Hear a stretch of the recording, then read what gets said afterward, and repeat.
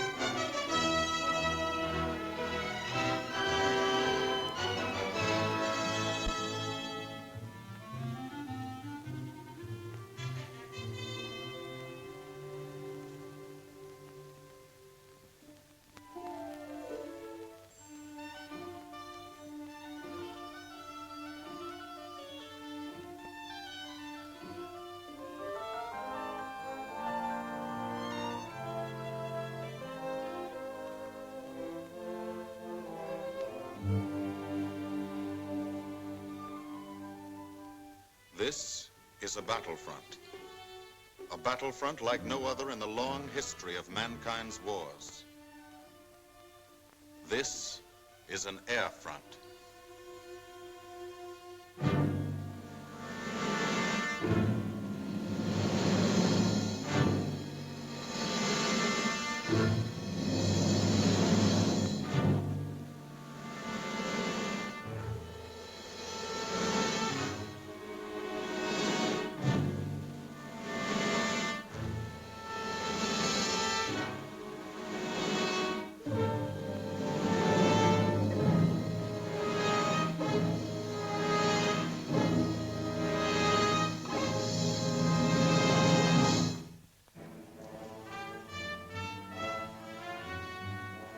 The working day begins, as it will end, with the ground crews, as much a part of the fortress as her wings. If you're a mechanic, you've got your own bomber. You get attached to it. But you know when your ship goes out on a mission, you may never see it again. So you do your work as well as it can be done, perfectly, because you wouldn't want anything to go wrong that would be your fault.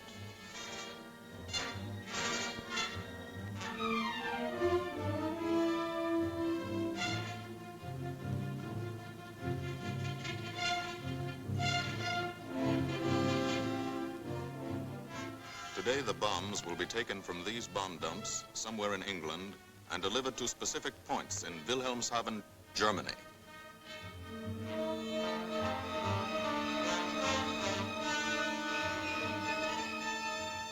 To deliver them is the job of the 8th Bomber Command, just a hauling job, yet one of the most difficult and complicated of military operations.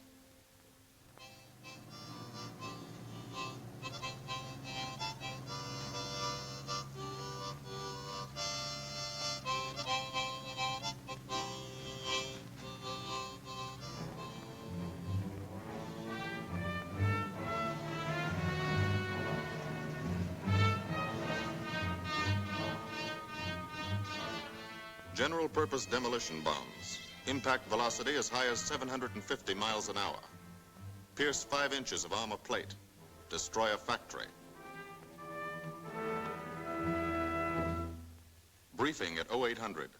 Pilots, bombardiers, and navigators take their places. The group commander, Colonel Stanley Ray, steps up to the target map, and for the first time you learn where you're going. Sometimes your face turns white when you find out. Sometimes the feeling you won't come back tightens your insides. Not so long ago, you were sitting like this in a college or high school classroom, not listening too hard, perhaps even a little sleepy. But you listen here. And as you listen, you don't have time to think of yourself. Fear fades. You concentrate on the mission. Type of formation, assembly point, 0 hour, route to target, weather, enemy fighters, enemy flak, route back home. If forced down in enemy territory, destroy equipment. If taken prisoner, give no information. Name, rank, and serial number. That's all.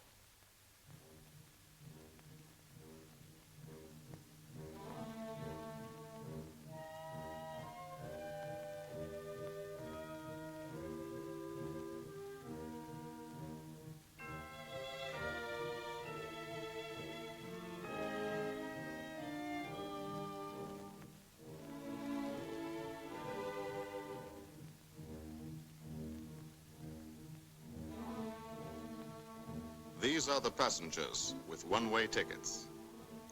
And this is the crew of the Memphis Belle, 324th Squadron, 91st Heavy Bombardment Group. Just one plane and one crew in one squadron, in one group, of one wing, of one Air Force, out of 15 United States Army Air Forces. Well, fellas, we've never had an easy ride over there yet, and today won't be any different. No escort except unfriendly, so keep your eyes peeled. Don't get excited and yell when you're talking on the intercom. Save your ammunition and make your shots count. And let me know what goes on back there, Quinlan. Yes, sir. Stay on the ball, gang, and she'll bring us back like she's always done. Okay? Let's go.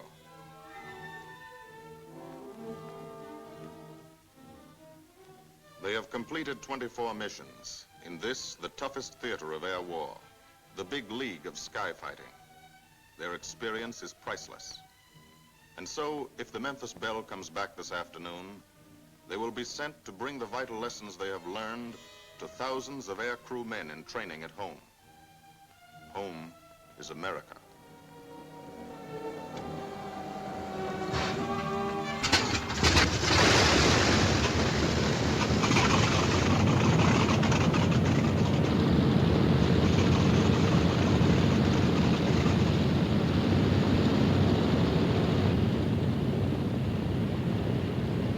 This is a battlefront, like no other in this or any war. No monster armies, no booming cannon. Only the roaring engine sound of the bombers pounding through the quiet English countryside. This is an air front.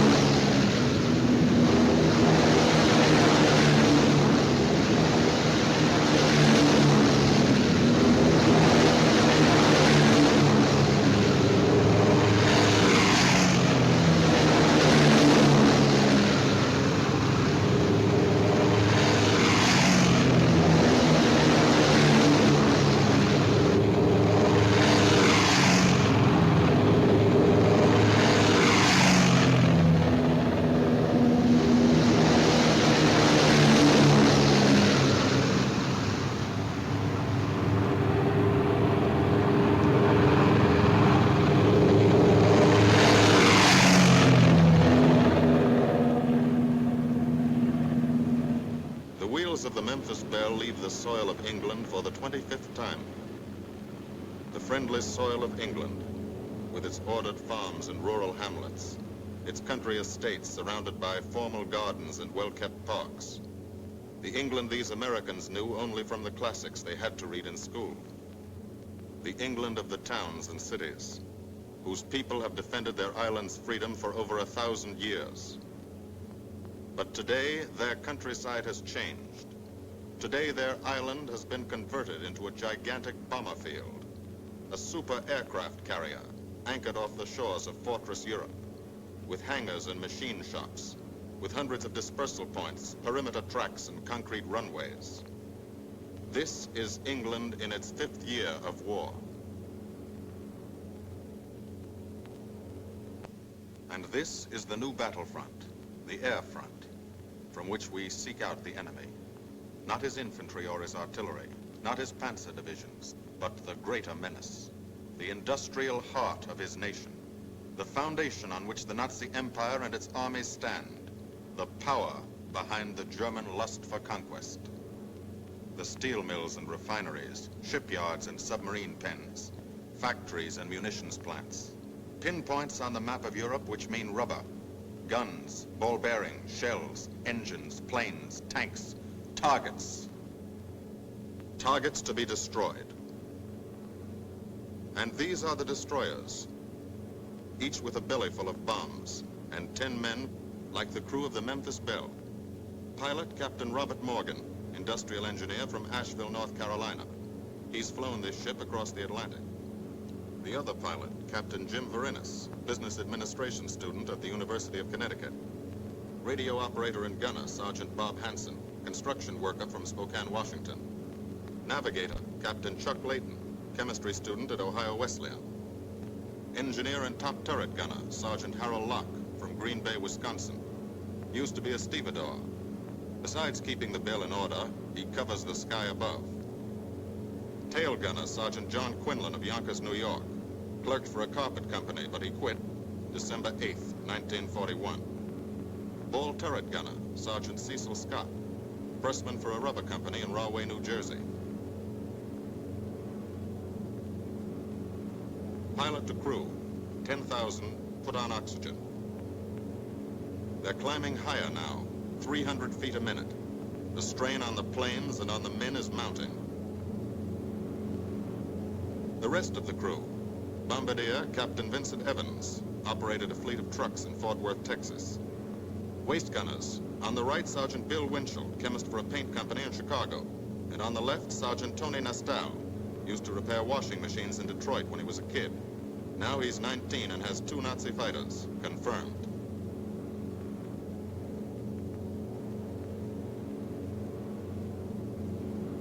It takes all of a pilot's strength to keep a 30-ton fortress in tight formation. But the formation is the bomber's best defense against enemy fighters. The planes are deployed to uncover every gun, stepped up and down, echelon to the right and left, arranged to overcome the danger of gunners firing into friendly ships, arranged so concentrated cones of fire from the caliber 50 machine guns cover the sky for 1,000 yards in every direction.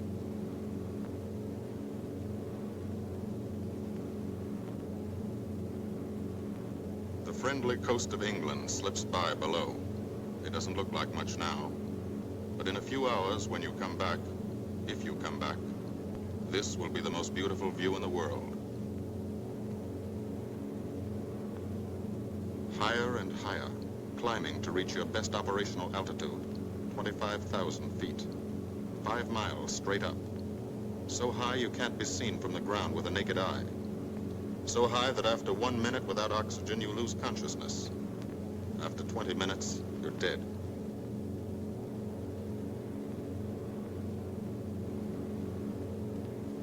From now to the target, you go about your routine duties, plot your course, check your equipment, and wait, and think. Higher and colder. Temperature 40 degrees, below zero. Take off your glove and you lose some fingers. You look out at the strange world beyond, reflections in plexiglass, like nothing you ever saw before, outside of a dream.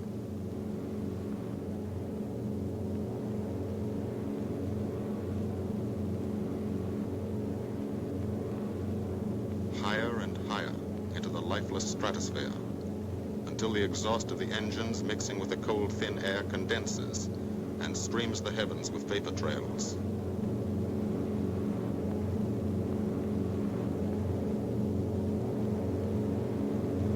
To the men in the ships, they're far from beautiful, for they point like beckoning fingers to the formation, signposts in the sky for the enemy to spot us.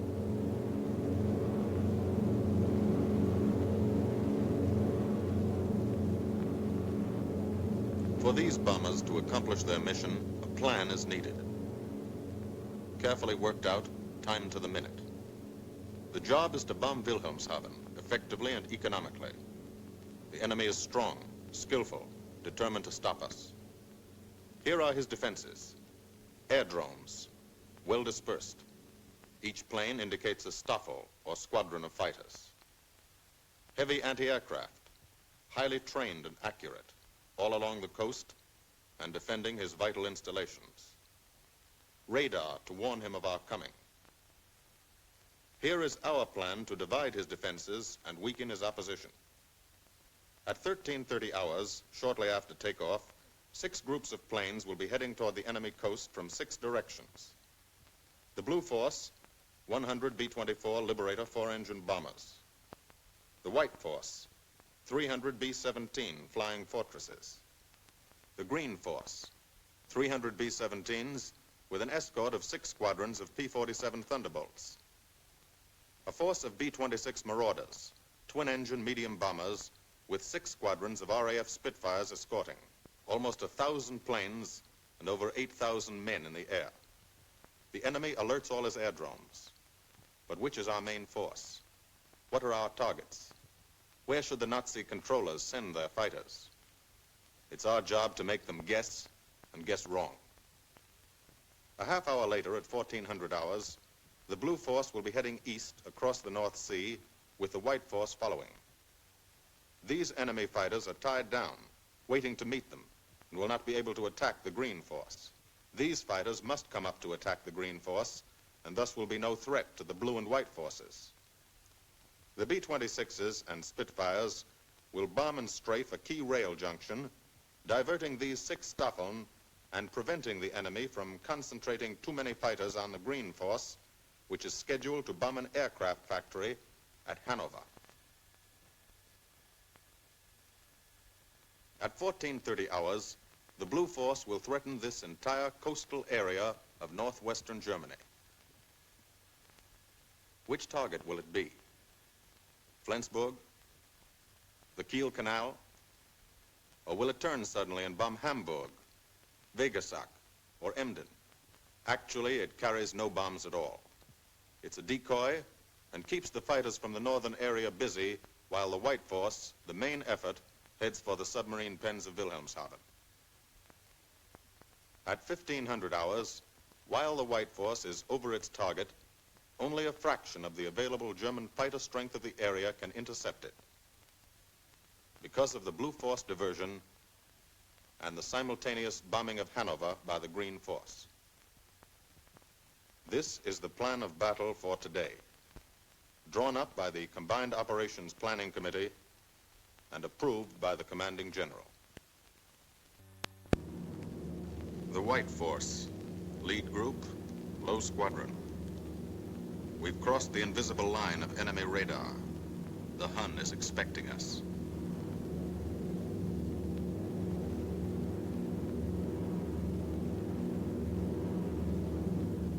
Steel helmets go on. Watchful eyes strain. Tight formations are held tighter still. Tense gunners more alert because here it comes. The enemy coast. From up here, it looks the same as any other. Houses, roads, green fields, factories, waterways. But they are the houses and fields of those who invade and oppress.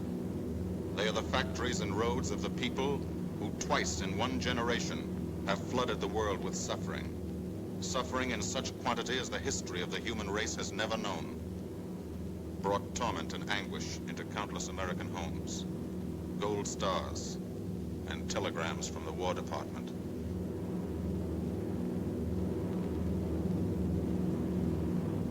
The first flak, just harmless-looking, silent puffs of smoke. Only each puff is a shell exploding, throwing shrapnel around the sky. Exactly the range, accurate flak by radio prediction. 5 miles down, Nazi anti-aircraft batteries have calculated the altitude, speed, and course. Where will the next one hit? You try not to be there.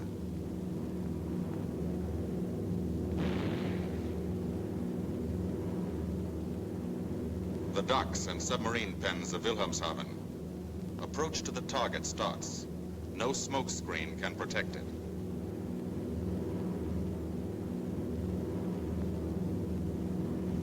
Now the enemy knows the path of your approach and walls that path with a flak barrage. But you fly right through it. Flak so thick you can get out and walk on it.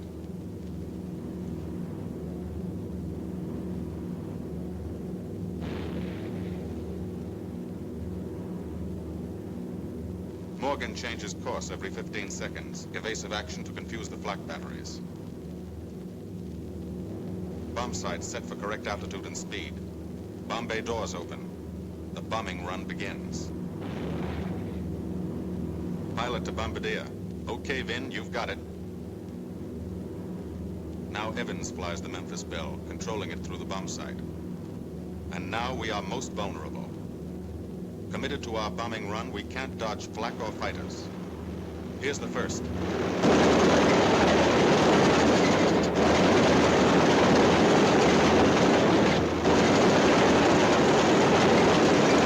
Top turret fires at it. Evans must ignore the battle. Crosshairs lined up on target. Adjustments for wind drift made. 2 more fighters diving from 9 o'clock. Flak now has the range too. They've hit this fort, but he keeps on his bombing run.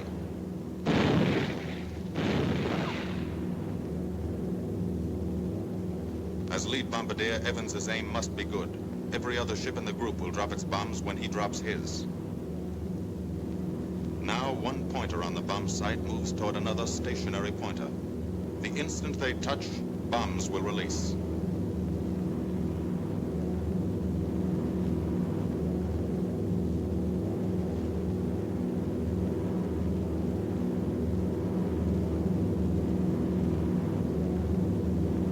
They touch. Bombs away.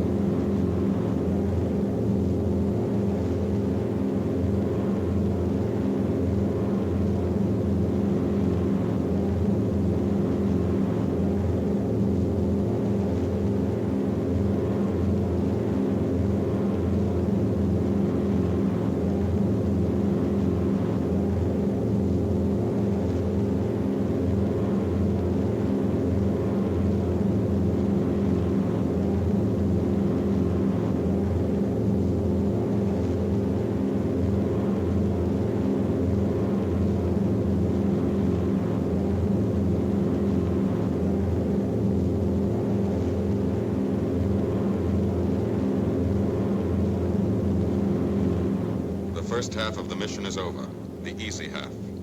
Now to get home.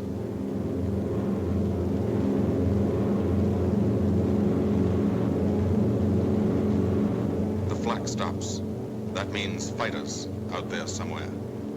A staffer lurking behind that cloud, or hiding up in the sun where the glare blinds you, and you can't see them, waiting to dive down on you. Fighters at 6 o'clock. This is what a gunner sees. A speck in the sky. That's a fighter. And then a blink. That means he's firing at you. 2,300 rounds a minute.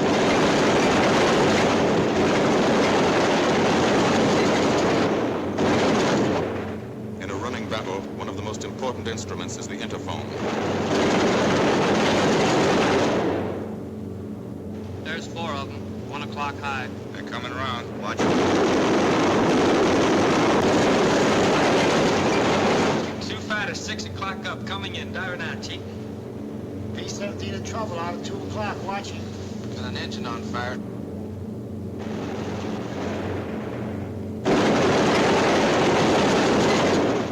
There's 2 more diving through the 94th. 3 planes, 9 o'clock, coming around. Keep your eye on them, boy. Coming around to 10. Watch them, Chuck. Keep your eyes open. Yeah. They're breaking at 11, breaking at 11. I got them. 10 o'clock. I got those 2 at 2 o'clock. Watch them, Scotty. I got my sights on them. Check that B-17, Chuck, 3 o'clock. Loader smoking. Fighters 10:30, coming around. Those 10:30 upper or lower? The sun. B-17 out of control at 3 o'clock.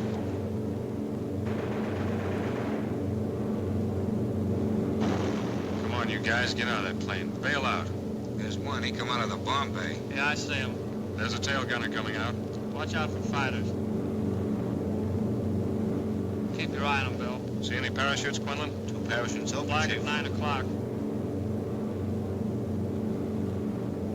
8 men still in that B-17. Come on, Get out of there. There's 3 more chutes. Flak, 11 o'clock. Fighters, 6 ME o'clock. 109 at 3 o'clock. Keep after him, Winchell. I see him. I'm on him. Come on, use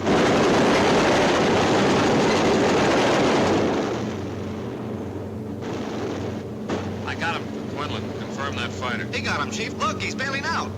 Don't yell on that intercom. Fighters, 10 o'clock. Watch those 2 at 12, Van. They're coming in. They're coming in, Scotty. Get that ball turret on him. Save the ammunition as much as possible.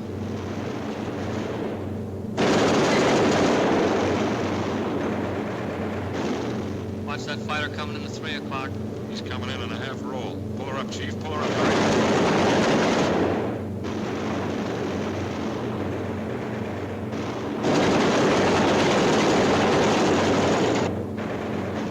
This fortress is hurt. Engine on fire, losing airspeed and altitude. Drifting into the flak, alone and helpless. A straggler. In a minute, Nazi fighters will swarm in like buzzards for the kill. You can watch, but you can't go down to help. You keep your formation.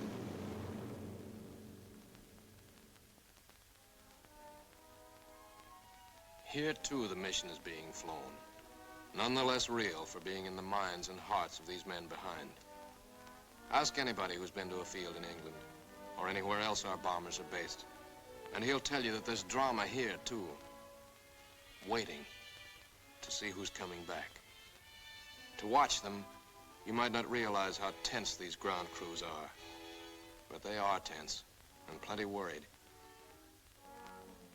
In Air Force talk, this waiting is known as sweating out the mission.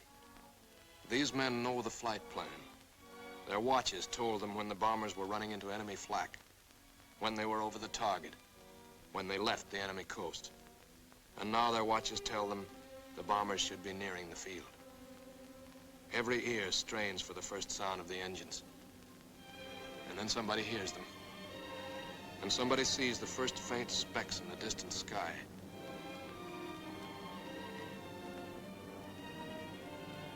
Every face turns to see and count. The watchers try to read the numbers on the ships. These planes have priority to land first. The colored flares mean wounded aboard. In the hospital window, these watching men know what that means. They know what it feels like to lie on a bouncing fortress floor for hundreds of miles through the frozen stratosphere in great pain, with the other men in your crew fighting to keep you alive until they hit the field. The field. Home. It'll be okay then, because there'll be medical care, the best, as soon as the wheels of your plane stop rolling.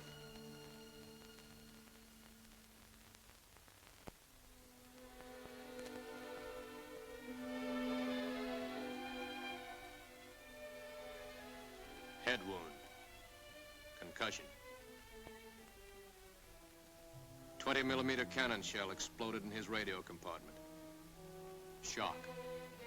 Internal injuries. He'll be all right, though.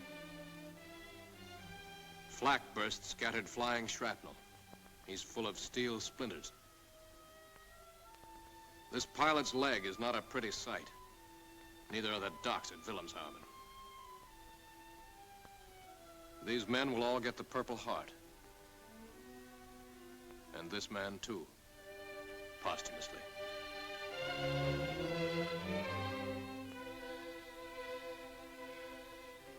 A transfusion right in the plane. This gunner's too weak to be moved. The new life-giving blood flowing into his veins might be the blood of a high school girl in Des Moines, a miner in Alabama, a movie star in Hollywood, or it might be your blood.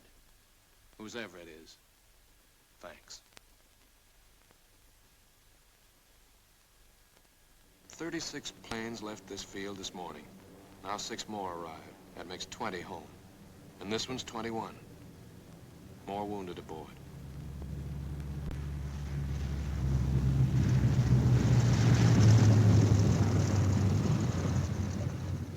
"22, coming in with his left inboard engine dead.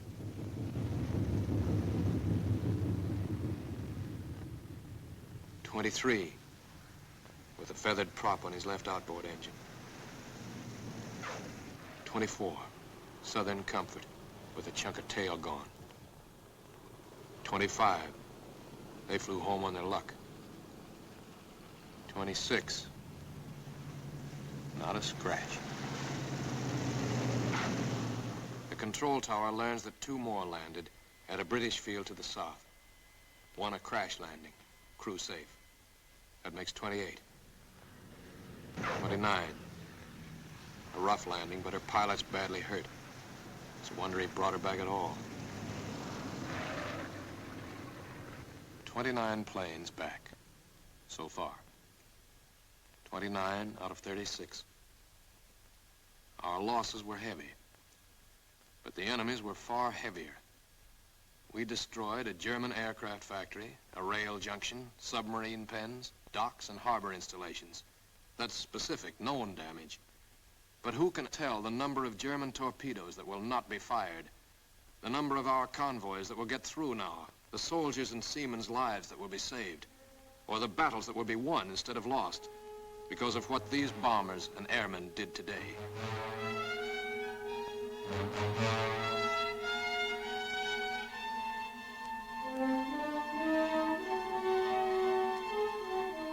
Pilot and tail gunner. They can laugh now. Fire on the inboard engine did this. Flames streaked back and burned the stabilizer, too. Another crew luck brought back.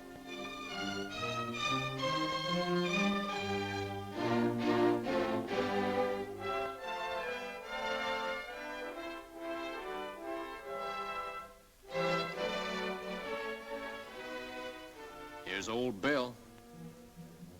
A pretty good airplane when it took off. Lost its nose, lost its navigator, bombardier wounded, top turret gunner and pilot hit, hydraulic system shot out, no brakes, no flaps, but old Bill came back.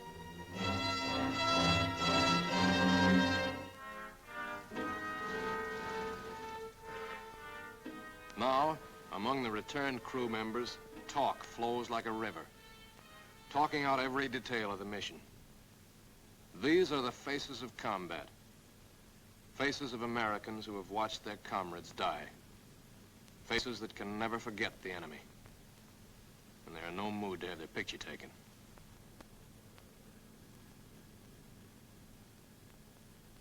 In the control tower, Colonel Ray, the group CO, is still watching and waiting.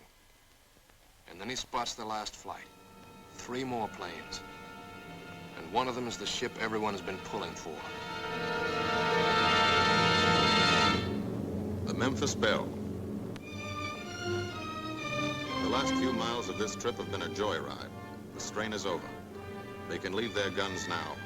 Now they know they're going to go home. To Spokane, Green Bay, Asheville, Detroit, Chicago, Fort Worth, and Yonkers.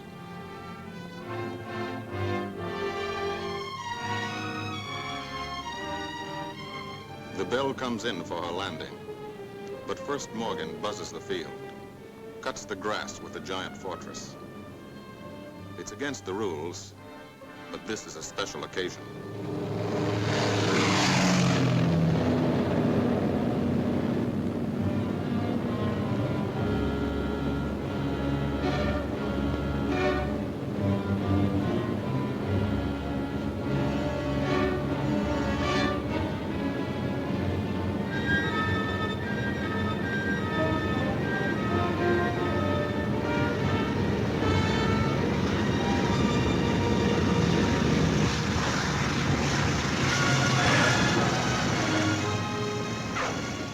Of the Memphis Belle come back to the soil of England for the 25th time.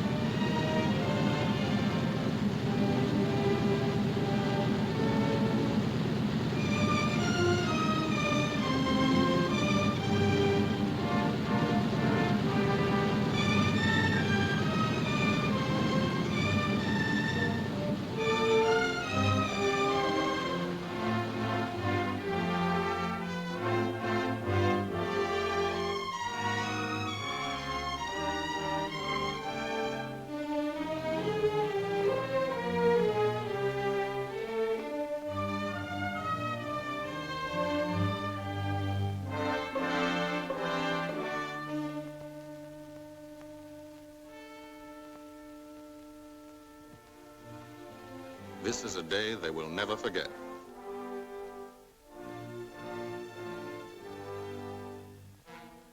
Another great day soon after, Brigadier General Hansel visited the field and presented the Distinguished Flying Cross to every member of the crew.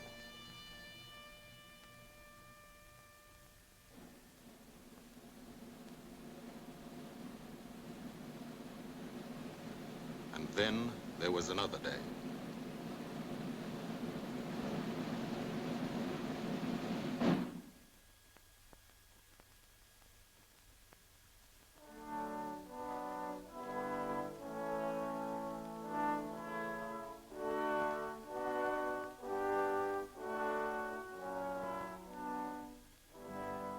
Their Majesties, the King and Queen of England.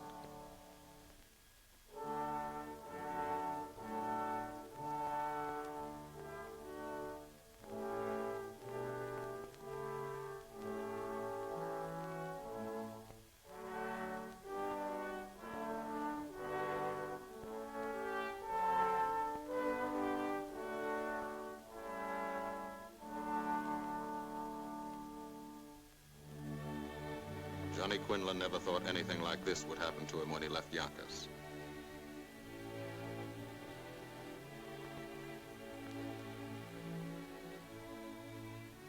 The ground crew were a little self-conscious about being dressed in fatigues, but the Queen thought they were very nice.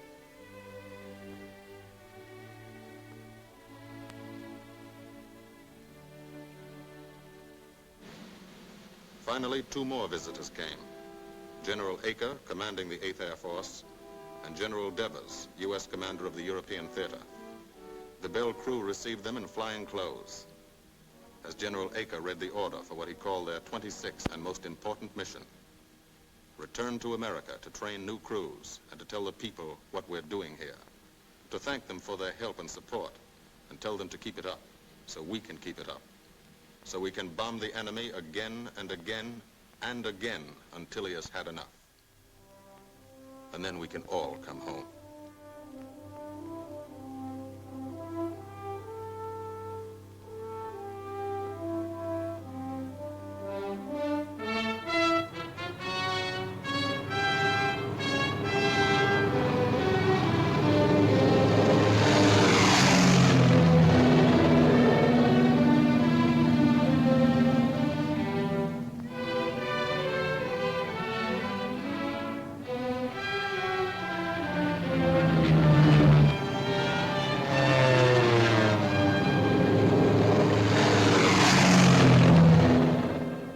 The 8th Air Force, who are now flying deep into Germany, bringing destruction to targets almost 1,000 miles from their bases. Destruction like this. And who have never once been turned back by the enemy. To those men, this film is gratefully dedicated.